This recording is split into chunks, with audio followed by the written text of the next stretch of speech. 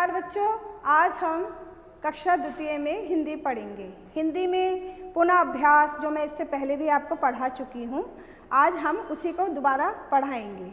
तो पहला पाठ है पाठ एक, उठो लाल।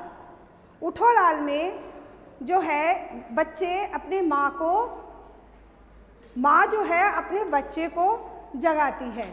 तो कैसे जगाती है ये कविता में बताया गया है। जैसे कहती है, उठो लाल अब आंखें खोलो। बच्चे से कहती है कि बच्चा सोया हुआ होता है कि उठो लाल अब आंखें खोलो, पानी लाई हूँ मुँह धो लो। मैं पानी लाई हूँ, आप मुँह धो लो।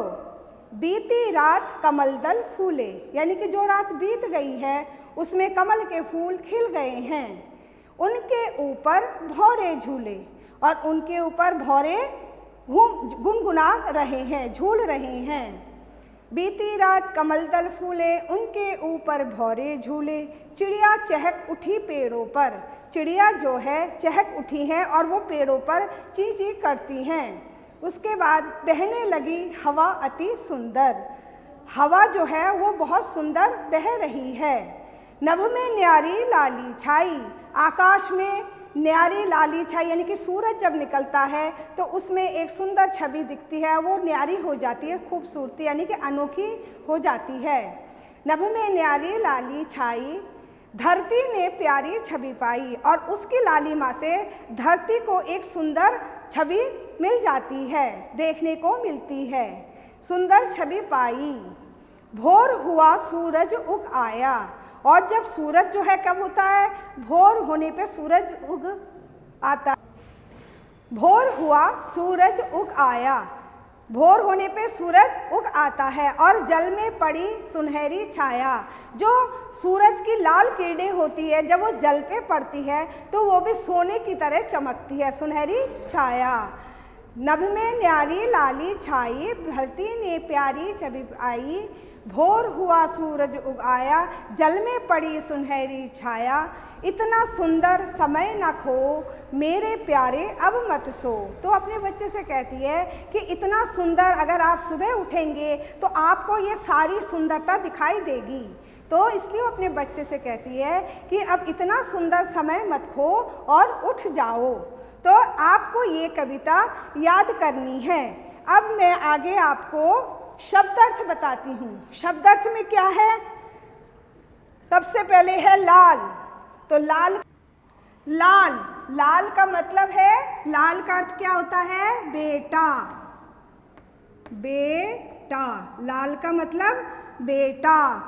दल का मतलब है झुंड या समूह। तो हम झुंड लिख देते हैं, झुंड। उसके बाद है नभ का मतलब है आकाश।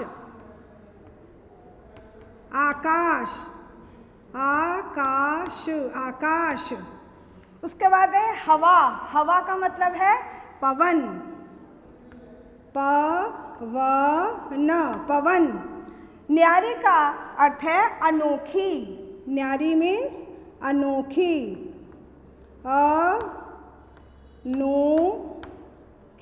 अनोखी।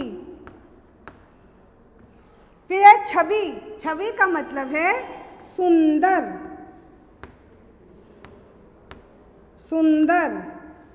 और छाया का मतलब है परछाई। परछाई। तो शब्दार्थ में क्या है, लाल बेटा, दल झुंड। दल में झा में छोटू की मात्रा और ऊपर बिंदी है और डा, झुंड।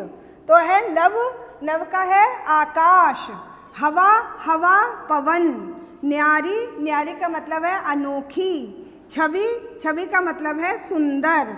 और छाया का मतलब परछाई। तो शब्दार्थ मैंने लिख दिए। अब मैं आपको प्रश्न उत्तर बता रही हूँ पुनः अभ्यास में कि माँ किसे जगा रही है। माँ किसे जगा रही है, किसे जगा रही है माँ, बेटे को। तो माँ बेटे को जगा रही है। माँ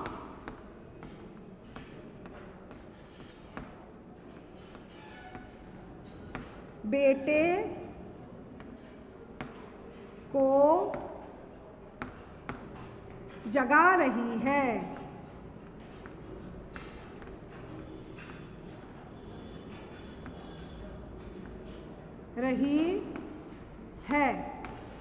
माँ बेटे को जगा रही है। फिर है माँ बेटे के लिए क्या लाई है? तो माँ बेटे के लिए क्या लाती है? पानी लाती है। मुंह धोने के लिए पानी लाती है। तो माँ बेटे के लिए क्या लाई है? पानी लाई है। पानी लाई है। उसके बाद है भौरे कहाँ मंडरा रहे हैं? भौरे कहाँ मंडरा रहे थे? फूलों पर। तो यहाँ पर हम लिखेंगे भौरे कहाँ मंडरा रहे हैं?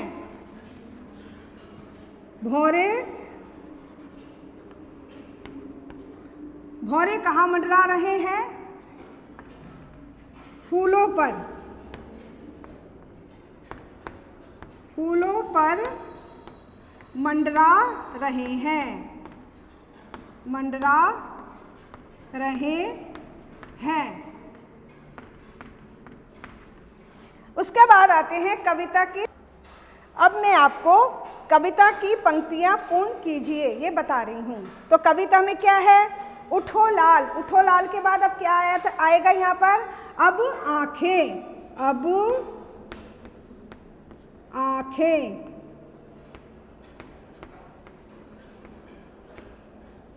आंखें। आंखें खोलो। तो हम यहाँ पर उठो लाल अब आंखें खोलो। फिर है चिड़िया चहक।